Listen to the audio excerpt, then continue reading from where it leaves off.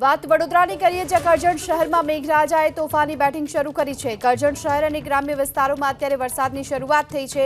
Amod road, Padra road સહિતના પંથકમાં હાલ તો ધોધમાર વરસાદ વરસી રહ્યો છે। હવામાન વિભાગની આગાહી અને તેને લઈને હાલ વરસાદની શરૂઆત થઈ ચૂકી છે।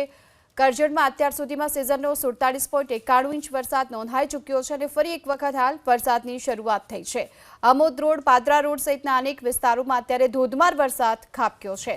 જો કે વરસાદને લઈ હાલમાં રસ્તાઓ પર પાણી પણ ભરાયા।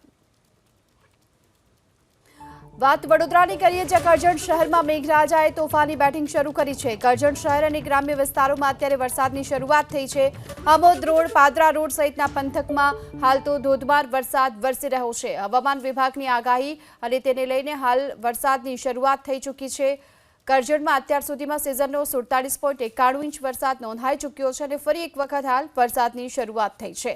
આમોદ રોડ, પાદરા રોડ સહિતના અનેક વિસ્તારોમાં અત્યારે ધોધમાર વરસાદ ખાબક્યો છે। જો કે વરસાદને લઈ હાલમાં રસ્તાઓ પર પાણી પણ ભરાયા।